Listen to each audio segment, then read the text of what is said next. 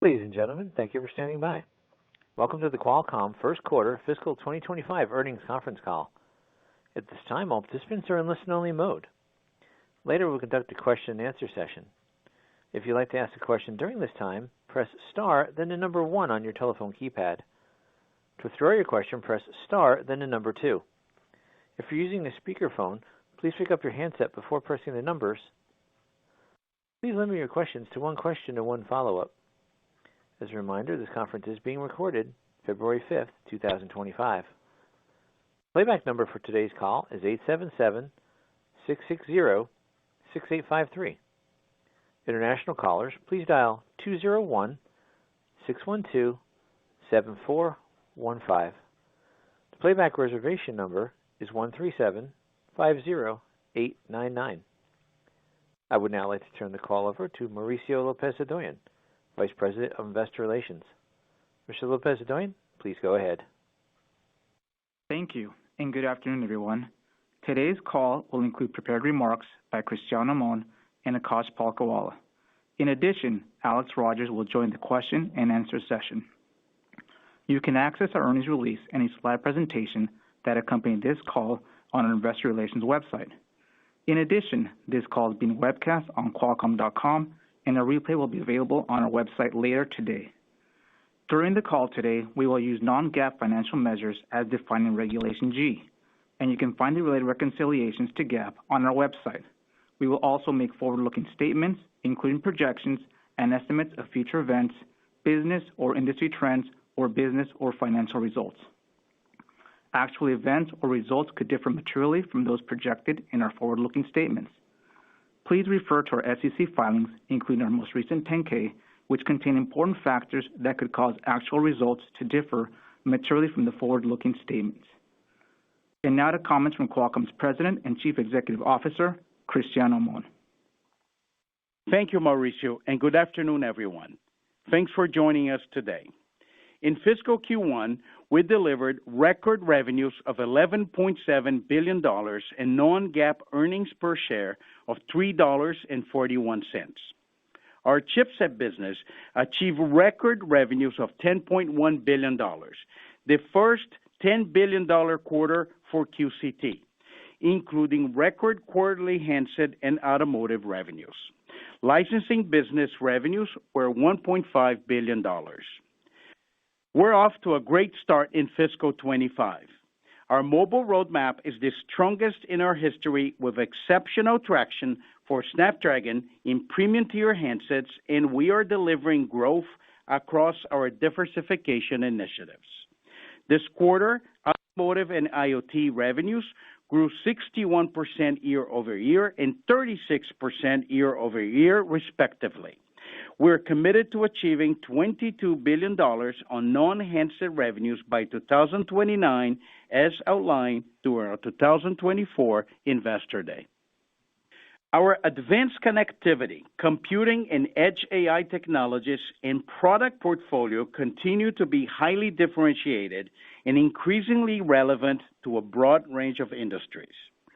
We also remain very optimistic about the growing edge AI opportunity across our business, particularly as we see the next cycle of AI innovation and scale. DeepSeek R1 and other similar models recently demonstrated that AI models are developing faster, becoming smaller, more capable and efficient, and now able to run directly on device. In fact, DeepSeek R1 distilled models were running on Snapdragon-powered smartphones and PCs within just a few days of its release. As we enter the era of AI inference, we expect that while training will continue in the cloud, inference will run increasingly on device, making AI more accessible, customizable, and efficient. This will encourage the development of more targeted, purpose-oriented models and applications, which we anticipate will drive increased adoption, and in turn, demand for Qualcomm platforms across a range of devices.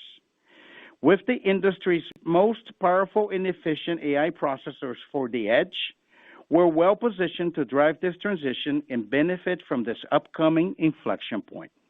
Let me now share some key highlights from the business. In handsets, we're pleased that the recently launched Samsung Galaxy S25 series of smartphones will be powered by the Snapdragon 8 Elite for Galaxy globally. The Snapdragon 8 Elite for Galaxy delivers the latest AI experiences, showcasing one of the best integrations of Galaxy AI and Google Gemini. We are encouraged by the number of AI features, which has nearly doubled in the Galaxy S25 series. We expect this trend to continue as part of the transition to AI smartphones. We're extremely proud of this launch and our long-standing strategic partnerships with Samsung and Google. As a reminder, the Snapdragon 8 Elite is our most powerful mobile platform to date, featuring the industry's fastest custom CPU, the most powerful NPU, incredible GPU performance, and the best camera. In addition to Samsung, we're very pleased with the design traction and strong end customer demand for recently launched Snapdragon 8 Elite power flagship smartphones by Chinese OEMs. Our design win momentum in PCs has also increased, with more than 80 designs in production or development on our category-leading Snapdragon X series platforms, and we're targeting more than 100 designs to be commercialized through 2026. Importantly, we recently announced our newest compute platform, the Snapdragon X, specifically designed to address PCs in the $600 price range, further expanding our addressable opportunity. Snapdragon X features best-in-class performance, multi-day battery life, powerful on-device AI, and Copilot Plus experiences. We look forward to PCs powered by Snapdragon X from leading OEMs including Acer, Asus, Dell, HP, and Lenovo in the coming months. In partnership with Lenovo, we introduced the world's first mini desktop AI PCs powered by the Snapdragon X series. These devices redefine compact computing in a new form factor ideal for developers, consumers, and enterprises. The number of NPU-powered on-device AI experiences running natively on Snapdragon has continued to grow, with more than 50 AI applications now optimized for Windows 11, including apps for enterprise collaboration, productivity, creativity, and more. Microsoft also announced it is bringing NPU-optimized versions of DeepSeek R1 directly to Copilot Plus PCs, beginning with the Qualcomm Snapdragon X series. Additionally, the broader app ecosystem continues to expand, with Snapdragon native apps now including 20 of the most popular VPNs, 50 of the most popular security and cloud storage apps, as well as new applications for creators. While we're still in the early phase of the transition to Copilot Plus PCs, we are pleased with consumer reception for Snapdragon X series, which has exceeded our expectations. According to Circana, in December, Snapdragon X series had more than 10% share of the greater than $800 Windows laptops in U.S. retail. In XR, we remain the preferred solutions provider for VR, MR, and AR across major OEMs and ecosystems, and our strategic long-term collaborations with Meta and other key partners are playing a key role in growing this area. The Snapdragon-based Ray-Ban Meta glasses continue to exceed expectations as they adopt more AI features. We remain optimistic that we are at the beginning of an inflection point for smart glasses to gain scale as they become wearable AI. Additionally, at the recent XR Unlocked event, Google announced Android XR, and we are pleased that the first device available for purchase later this year will be built by Samsung and powered by the Snapdragon XR platform. We continue to expand our industrial IoT portfolio of products and solutions, and we are encouraged by the positive reception across multiple industry verticals, including energy and utilities, robotics, manufacturing, warehousing and logistics, retail, enterprise, and commercial. At CES, we introduced our AI on-prem appliance and inference suite, which enables generative AI inference in computer vision workloads to run on dedicated on-premises hardware, allowing sensitive customer data, fine-tuned models, and inference loads to remain within the enterprise. The AI Inference Suite provides ready-to-use AI applications and agents, tools and libraries to easily operationalize AI and Gen AI applications in a variety of deployments on-premise or in the cloud. Our first wave partners for these new platforms include Honeywell, IBM, and others. We also announced the next evolution of Qualcomm Aware, our cloud-based asset visibility platform. As a horizontal enablement platform, Qualcomm Aware allows for a highly integrated way to add cloud-based observability and insights, geolocation, fine indoor positioning, firmware updates, and device management services to connected devices. In edge networking, we're pleased with the momentum in Wi-Fi 7, with recent product launches from Cisco, Charter, Eero, Netgear, Nokia, and Ubiquiti. We're also seeing strong traction for our 5G fixed wireless access with next-generation design wins at operators in North America and India. We continue to strengthen our position in automotive as the industry's leading technology partner for the software-defined vehicle, AI-powered in-cabin systems, advanced driver assistance, and connected car experiences. At CES, we announced new collaborations with Alpine, Amazon, Google, Leapmotor, Mahindra, and Hyundai Mobis, which will use Snapdragon digital chassis solutions to drive AI-powered in-cabin and advanced driver assistance systems. We also expanded our partnerships with several Tier 1 suppliers to now utilize the Snapdragon Cockpit Elite platform, including with Panasonic Automotive Systems, Garmin, and Desay SV. These collaborations will bring advanced intelligence, including generative AI, to all levels of software-defined vehicles, enabling automakers to build safe and extraordinary user experiences. We're very pleased with the strong industry reception to Snapdragon Cockpit Elite platform since its launch late last year. Our new collaboration with Hyundai Mobis will combine the Snapdragon Ride Flex system on chip and the Snapdragon Ride automated driving stack with Hyundai Mobis cutting-edge software and sensors. This will deliver a comprehensive system solution that powers advanced infotainment and advanced driver assistance systems, bringing a one-of-a-kind user experience to future vehicles.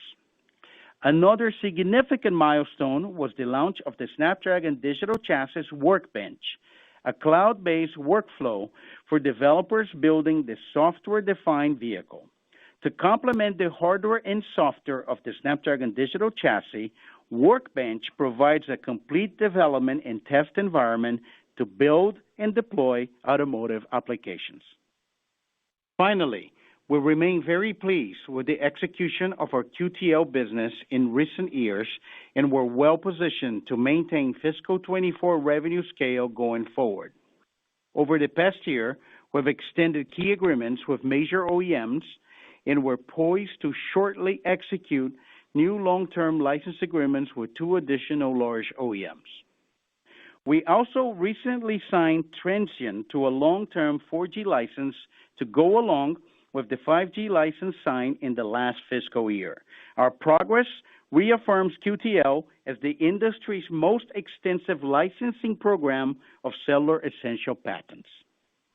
Before I turn the call over to Akash, I would like to provide an update on the ARM versus Qualcomm trial from December 2024. The jury's verdict vindicated Qualcomm's CPU innovations and affirmed that Qualcomm's contract with ARM provides a license for Qualcomm's products containing our proprietary Orion CPUs in industries such as smartphones, automotive, next-generation PCs, IoT, and data center. In addition, ARM recently notified us that it was withdrawing its October 22, 2024 notice of breach and indicated that it has no current plan to terminate the Qualcomm architecture license agreement. We're excited to continue to develop performance-leading, world-class products that benefit consumers worldwide that include our incredible Orion custom CPUs. I will now turn the call to Akash. Thank you, Cristiano, and good afternoon, everyone. I'll start with a summary of our record performance in the first fiscal quarter. We are pleased to announce revenues of $11.7 billion and non-GAAP EPS of $3.41, both of which were above the high end of our guidance. QTL revenues of $1.5 billion and EBT margin of 75% were in line with expectations. QCT delivered record revenues of $10.1 billion, which was above the high end of our guidance on outperformance across Android handsets, IoT, and automotive.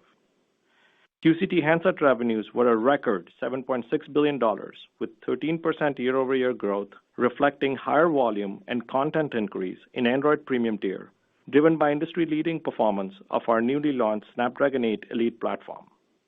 Higher volume in Android premium tier in the quarter was driven by stronger end consumer demand for recently launched flagship smartphones and global share in Samsung Galaxy S25 devices.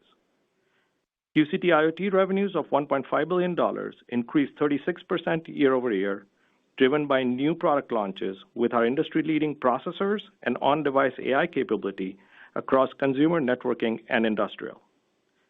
We delivered our sixth consecutive quarter of record QCT automotive revenues of $961 million, representing 61% year-over-year growth on continued content increase in new vehicle launches as automakers deploy our high-performance, low-power computing and connectivity chips to bring next-generation experiences to consumers. QCT EBT margins of 32% exceeded the high end of our guidance, reflecting the benefit of revenue upside and operating leverage. QCT EBT dollars of $3.2 billion increased by 25% versus the year-ago period. Lastly, we returned $2.7 billion to stockholders, including $1.8 billion in stock repurchases and $942 million in dividends. Now turning to guidance. For the second fiscal quarter, we are forecasting non-GAAP revenues of $10.2 to $11 billion and non-GAAP EPS of $2.70 to $2.90. In QTL, we estimate revenues of $1.25 to $1.45 billion and EBT margins of 69 to 73%, reflecting normal seasonality for handset units. In QCT, we expect revenues of $8.9 to $9.5 billion and EBT margins of 29 to 31%, with strong year-over-year growth across handsets, IoT, and automotive. We expect QCT handset revenues to grow by approximately 10% on a year-over-year basis, including the benefit of increased shipment for Samsung Galaxy S25 smartphones. On a sequential basis, the decline in QCT handset revenues is primarily driven by seasonality in shipments to Apple. We expect IoT and automotive revenues to grow by approximately 15% and 50% respectively versus the year-ago period, driven by the strong product momentum I just outlined. Lastly, we estimate non-GAAP operating expenses to be approximately $2.25 billion. In closing, we are very pleased with our strong first quarter results, with new records across the following metrics: total company revenue, non-GAAP EPS, QCT revenues, QCT handset revenues, and QCT automotive revenues. In QTL, we finalized renewal negotiations for long-term licenses with two key Chinese OEMs and expect to execute those agreements shortly. We also recently signed Transsion to a long-term 4G license, in addition to the 5G license signed in the last fiscal year. With these additional long-term agreements, we expect fiscal 25 QTL revenues to be consistent with fiscal 24. Our recent product announcements at CES across PC, automotive, consumer, and industrial IoT, along with the continued performance leadership in premium-tier Android handsets, underscore our position as the connected computing leader across edge devices. Lastly, as AI approaches an inflection point of scaling at the edge, our leadership in high-performance on-device inference solutions positions us to benefit as we lead this transition. This concludes our prepared remarks. Back to you, Mauricio. Thank you, Akash. Operator, we're now ready for questions. Thank you. To queue a question, press star, then the number 1. To withdraw your question, press star 2. If you're using a speakerphone, please pick up your handset before pressing the numbers. One moment, please, for the first question. First question comes from the line of Joshua Buchalter with TD Cowen. Please proceed with your questions. Hey guys, thanks for taking my question. I guess to start, I wanted to clarify the QTL guidance. So you're talking to sort of flat or levels in fiscal 2025 versus 2024. I know you signed the 2 agreements recently. Could you maybe speak to how we should think about your assumptions on overall unit shipments and the royalty per unit tracking through the year? Thank you. Yeah, Joshua, it's Akash. I think our overall assumption on the market is that it is either flat or grows low single digits on a year-over-year basis. Now, of course, this doesn't take into account upside opportunities in terms of the China subsidy and the AI replacement rate. But the baseline assumption is what goes into the QTL forecast that we just gave. Our next question comes from the line of Samik Chatterjee with JP Morgan. Please proceed with your question. Hi, great. Thank you for taking my questions. And I have a couple of questions, but maybe if I can start off on the PC platform and particularly Snapdragon X. Maybe, Cristiano, if you can sort of talk about how you're sort of thinking about 2025 and 2026 playing out in terms of device launches on your Snapdragon platform for PCs. And particularly more interested in hearing how you're now thinking about the adoption curve between enterprises and consumers. What are you hearing from the OEM partners in terms of how to think about the adoption curve relative to enterprise and consumer as we go look for the next couple of years? And have a quick follow-up after that. Thank you. Very good, Samik. Thank you for your question. Look, we're very happy with the trajectory that we are on PCs. Maybe I'll start answering the question by providing some bookends, right? We said at the Investor Day last year that we expect to get $4 billion in Windows PC revenue by 2029. We actually said at that time $4 billion out of a $35 billion, if I'm not mistaken, SAM, which if you calculate, you assume a share about 12% of the market we're addressing. I think we started very well with a number of designs. One metric that we have is the design traction continue. We have now over 80 design wins launched or in development across the X series, and we're targeting commercialization of more than 100 devices as we go to 2025 to 2026. So design traction is good. It continued to increase, which is a good sign. The second data point we actually provided on the script is we look at the United States retail. We started to expand retail in different markets. We look at the United States, which was one of the priority markets that we had, and the data show that within the sale of U.S. retail of Windows laptops above $800, we had more than 10% share, which is actually consistent with the projection we made of how we're going to grow in the 5 years. And we like the metric this early in the process. We're still starting. As I said, we'll continue to expand new markets. We like the results today, and the design traction is continued to increase. The first wave was consumer. Now it's being deployed towards commercial. That's why we have emphasis of showing a lot of the commercial applications now native on Snapdragon.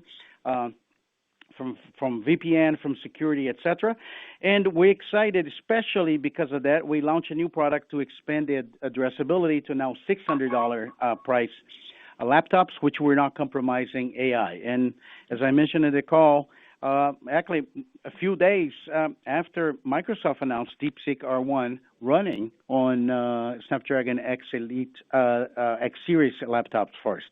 So actually, we're starting. We're happy with the traction, consistent with our long-term projections. We're just going to keep executing. Got it.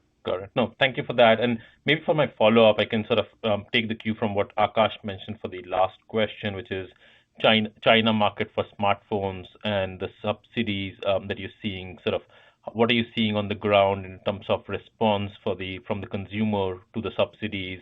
And what are you sort of thinking in terms of the impact to overall the Chinese smartphone OEM and their sort of growth, sustainability? And I don't know if, Akash, you gave the number in terms of what growth you saw with the Chinese OEMs, Chinese Android OEMs this quarter, but how are you thinking about sort of the growth trajectory going forward with them, particularly in light of these subsidies? Thank you.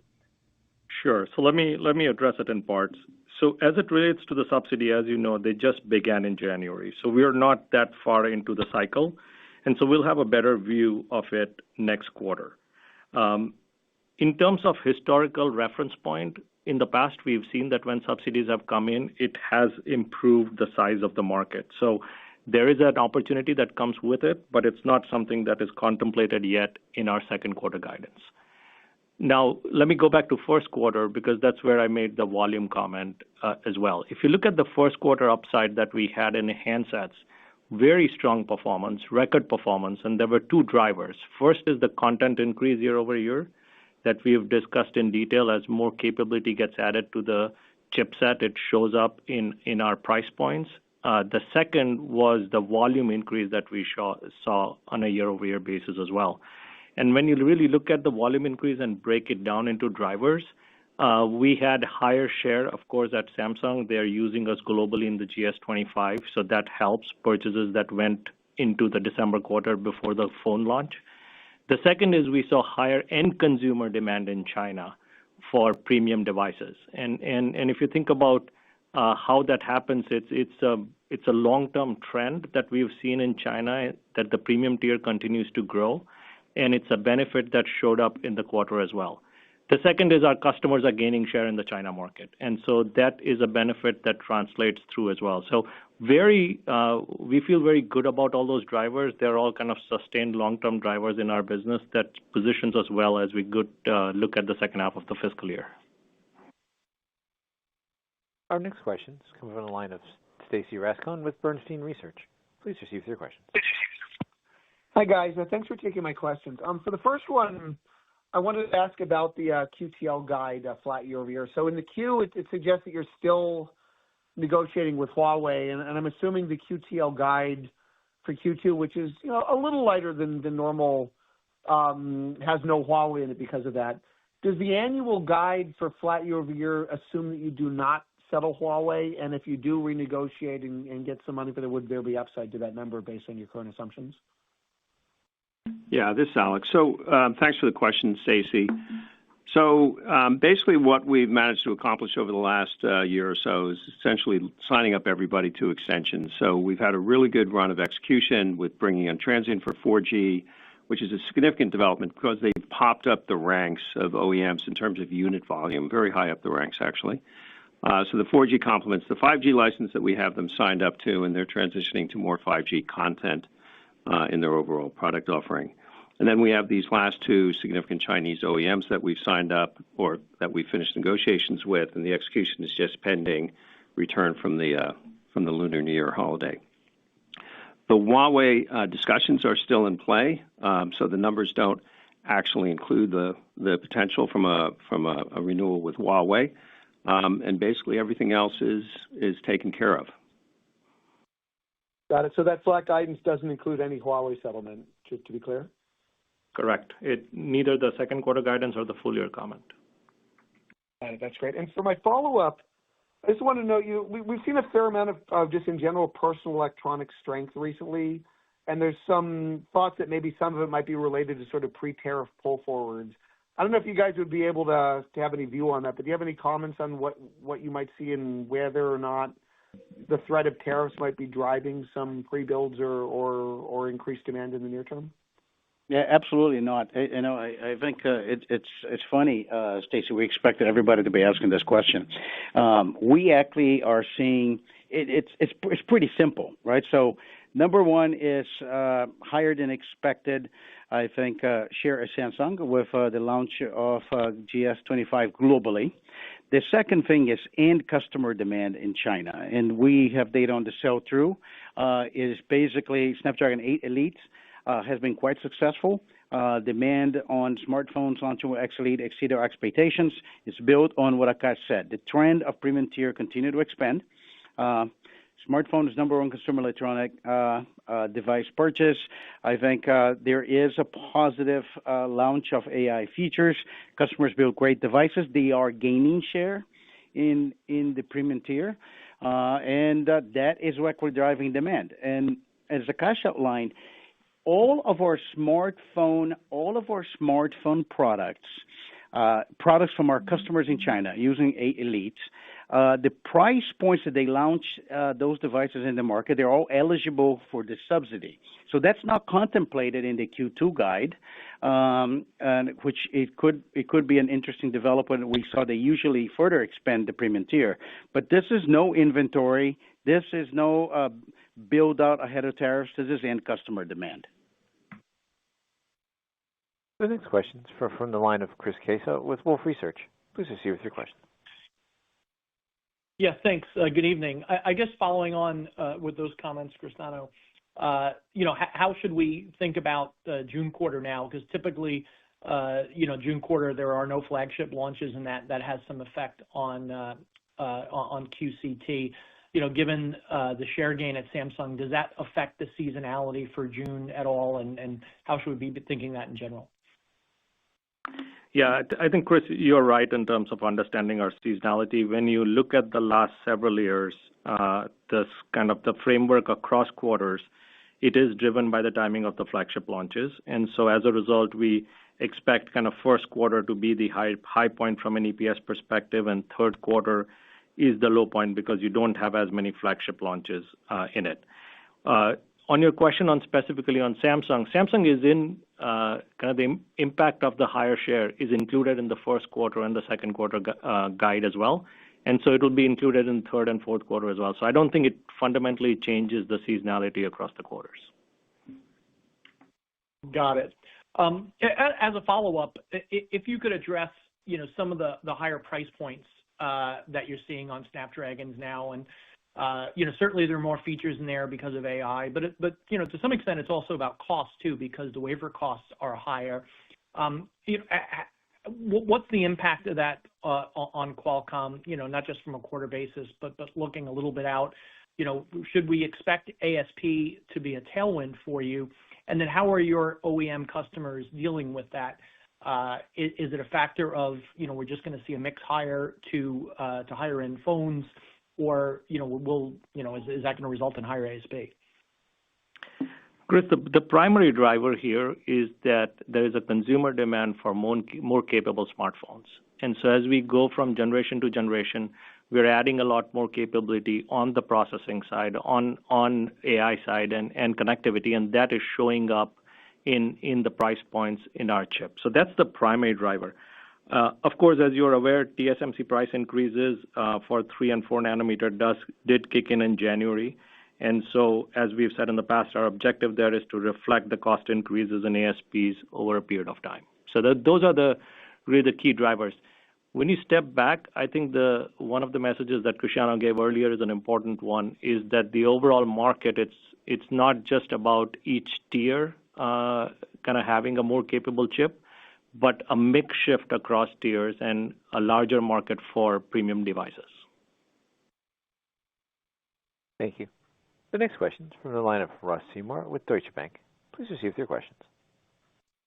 Hey guys, thanks for letting me ask a question. I just want to ask a more cyclical question, probably most applicable to your IoT segment. That business has been very strong year over year, but you've had a couple quarters with negative sequential comps. Is that just normal seasonality, or is there cyclicality involved that some of your broad-based peers are seeing? Just kind of want to judge where we are in that cyclical trend. Yeah, Ross, there's definitely one of the big drivers on the quarterly profile is because of consumer IoT, and that does have cyclicality involved because you're building for the holiday season, and then when we get into the March quarter, of course, you're past that point. When you look at the other two parts of our IoT business, which is industrial and edge networking, we're consistently seeing strength across the quarters. Great to hear. I guess as a follow-up question, then switching gears to the gross margin, Akash, congratulations again. It looks like you kept that in QCT pretty much flat sequentially, despite your thought that it was going to go down in the December quarter. Is that something that is just structurally going to be a little higher than that, I guess, kind of implied 48 to 49% range? And if so, what's changed? Yeah, the gross margin, both in our December quarter and our March quarter, benefits from the fact that we have stronger premium tier volume. That improves the overall mix of our portfolio, and that shows up in gross margin. So that's the primary driver of the strength. And so as you see the mix changes, it will flow through the margin numbers. But yeah, we are very happy, just like you, that the margins been very strong. Our next question is from the line of Timothy Arcuri with UBS. Please proceed with your questions. Thanks a lot. I had two. Cristiano, is there any evolution in the way you're thinking about the modem situation at your large customer? I know, there's been some back and forth on that recently. Is there any change there? Are you feeling like maybe you'll be there a little bit longer than you had expected? That's the first question. Yeah, the answer is no. I think we're really operating with the assumptions. I think we've been very clear. I think what those things are. We expect 20% share for the launch that happens in 2026, and the current agreement ends after that. We're assuming no renewal, which means nothing in 2027. For 2025 launches, we expect share to be between 100% and 20%. So we don't know, but I think we've been very clear about how we're modeling that business, and I think that's the assumption going forward. Thanks a lot. Akash, can you give us an idea of how big the PC business was within IoT? You said you were 10%, I think, of the the above $800 laptop market in the U.S. I'm guessing you did about $100 million, a little bit more than $100 million in December. Is that close? Thanks. Yeah, Tim, it's Akash. So from an overall revenue perspective, I think the way we've set it up is we've set targets long term for 29 for each of these areas, and we plan to give an annual update on each of those targets. So we're not breaking it down every quarter by area. To me, what's the most important thing on the PC is the market that we were playing in, which is devices over $800, and our focus on retail to begin with. We're very happy that we were able to get 10% share. I think just as Cristiano said earlier, if you equate that to our long-term target, which is 12% of the overall market, that's a great start towards the number we'd set up. Thank you. Our last question is from the line of Tal Liani with Bank of America. Please proceed with your questions. Hey, guys. I want to focus on a 20% growth of smartphones and QCT this quarter, and the question is, how long will this continue? The market itself is not growing. Last quarter, there was growth in China that was very strong. This quarter, we have the initial of Samsung. So can you talk about longevity of the current trends? How long can it continue? Could you grow even if the market doesn't grow? And then just an update on China demand. Thanks. Sure, Tal. So let me break it down. If you look at our year-over-year performance in QCT handsets, we were up 13%. And as I said earlier, the drivers of those is really a combination of higher volume and higher ASPs. The ASPs as content increase, which we've talked about, we've seen consistently that continue to increase over the last several years. And as we look forward, we think that's very sustainable. Just we're adding a lot more capability to the device, and the consumers are looking for that opportunity. In terms of volume, one of the key metrics for us is the fact that the premium tier continues to grow. So if you look at the last 3 or 4 years, devices greater than $400 have gone from being 21% of the market to now over 30% of the market. And so that is a trend that's incredibly positive for us because that's the market that we are very strong in. And so we have a combination of the units within that part of the market is growing very quickly, and within that our content is growing as well. And those are the two factors that drive the handset growth of 13% on a year-over-year basis. When you look at the March quarter, we're guiding handset growth of 10%. On a year-over-year basis, which is, again, a very strong number. So pretty happy with how we are set up in that business and both in the first half of the year, and it positions us well as we look forward. China update? Can you repeat your question on that, Tal, please? I said just China. China was strong the last few quarters. Can you give maybe I missed it, but what's the current trends in China? Yeah, I think China definitely is strong in the premium tier. We've seen that part of the market grow. We've also seen our customers gain share within that market. And then last thing is we're going to have subsidies come in, and so that is a potential that benefits that part of the market as well. So pretty, I think, positive tailwinds for us there. Thank you. That concludes today's question and answer session. Mr. Amon, do you have anything further to add before adjourning the call? Just I'd like to